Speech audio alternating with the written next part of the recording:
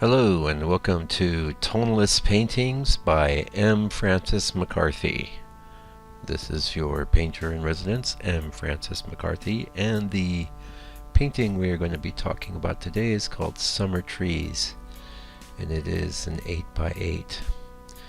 Now, Summer Trees holds the distinction of being one of the paintings I've revised most.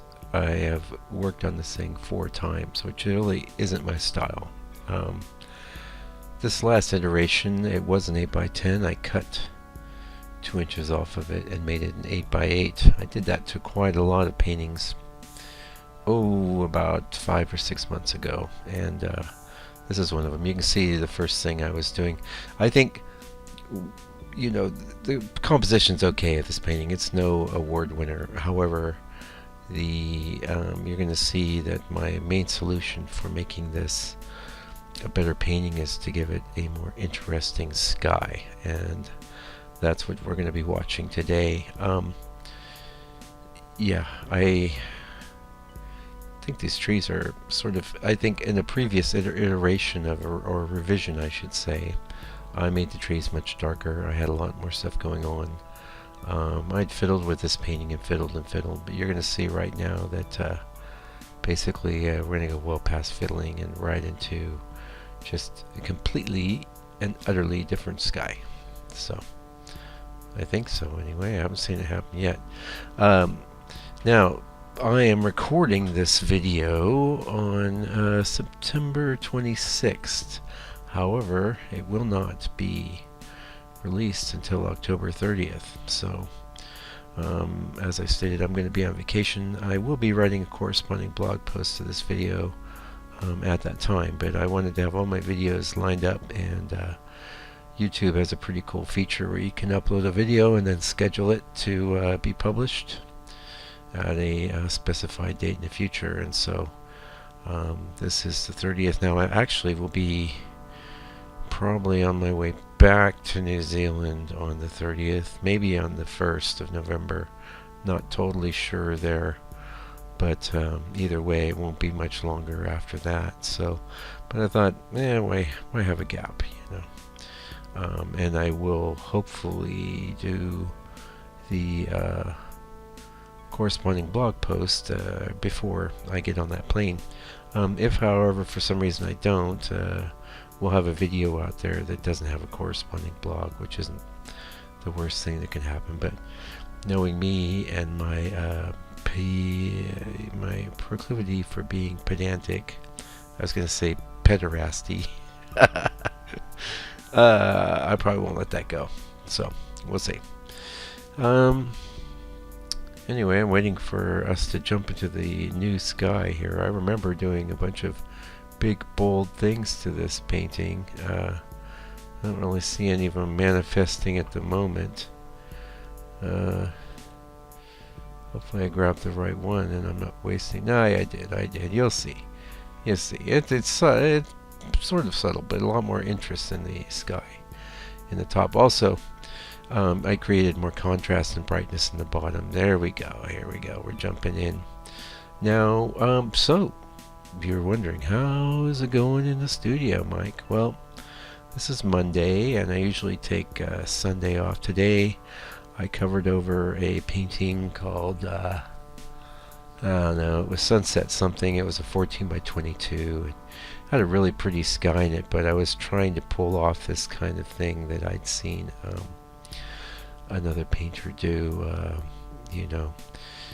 the difference was first of all, they did it like 60 inches large, and there was a lot of detail, but basically it was a painting. It had a large kind of flat hillside with a very interesting sunset and a couple of very tiny trees, and I have to say it was an abject failure. It didn't work, and it was actually the first painting that I'd done that was larger than 12 by 16 ever. So this was the first time I'd gone after 14 by 22, and I failed.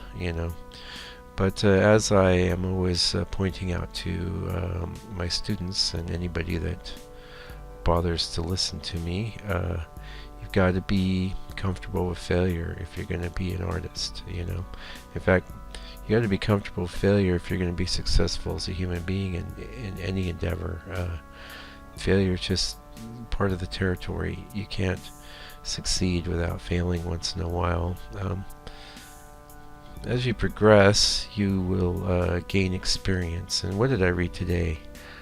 Experience means it's all the things you did wrong that you know not to do wrong anymore. So that's what experience means. And the more of that you have, the better you'll be as an artist, the better you'll be at anything you're taking on, whether it's, you know, music or, heck, probably it's even true of things like engineering and machining and or being a mechanic or any of those things. I'm sure it probably applies.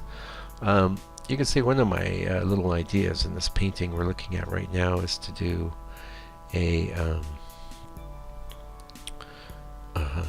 sort of complementary sky. So we've got purple against yellow, and those two, and then where they're meeting, we're getting into some purpley, yellowy, grayish tones. And playing with complementaries is one of the most important things you can do as a painter, because whereas in color theory complementaries will cancel them each other out, the fact of the matter is that in nature they mix all the time. Especially the real key is the white, I would say.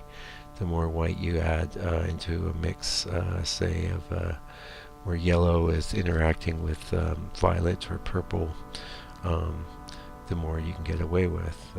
So in a blog post I just posted, was it yesterday? Yes, I think it was yesterday, Sunday,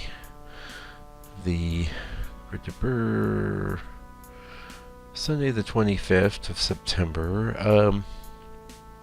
If you want to go digging through the blog, I really wrote a lot about greens and how the best way to approach greens to get a naturalistic effects is to add a ton of red to them.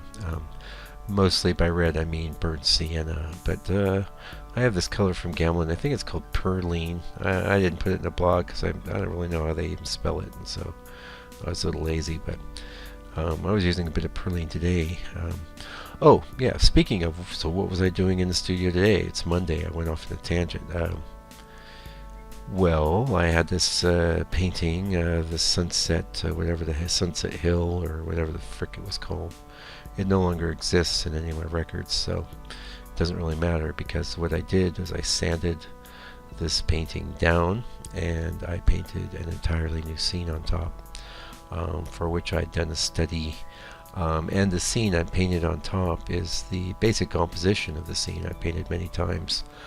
This latest version has a lot of really cool and intense colors in it, and I'd say the painting went okay today. It was one of these cases where I'm painting quite thick, and I'm still getting used to that. In fact, a lot of my tried and true techniques have to change if I'm painting very thick, and that's sort of cool in a way, because I'm getting other effects that are maybe equally as cool. I've noticed in the there was one I did 2 days ago where I went in really super thick, and I was thinking, I don't know about this, but you know, you go home, you come back the next day, and you discover, well, yeah, this is looking okay. And then they tend to look even better when I scrape them down. I've noticed on these real thick ones I have to wait several days before I can even think of scraping them down and putting a coat of liquid on them. And like I said, this last pass of 6 I just completed, you won't be seeing any of those, of course, for a month, but a lot of successful paintings there, and a lot of them painted really thickly, and so I feel like I'm having some success with that method. But the predominant reason I am engaging this method and this idea of painting thicker is just because I've learned that the oil paint gets thinner with age, and I sort of knew that, but you don't really register. Sometimes you hear things, they don't really register on your mind. But If I get a good thick coat of oil paint down there, I don't really have to worry about the translucency over time issue, because the paint has been laid on quite thick. And especially in a case where, I mean, it's one thing for it to go a bit translucent if we had a uniform ground color underneath, entirely different thing if it's just another painting that doesn't really even relate to the painting on top in any way, shape, or form, which is definitely the case with this sunset hill picture that I painted over today. And I'm thinking I'm going to be pretty happy with it when I go in the studio tomorrow. Took quite a while though. Not only is 14 by 22, it's bigger and that takes more time, but I've noticed that the laying the paint on thicker takes more time as well. But it might be easier to paint thin. It might be easier to do that. However, we want art history to see our stuff looking pretty close to the way we painted it. Anyway, we're getting close to the end. Thanks for joining us today.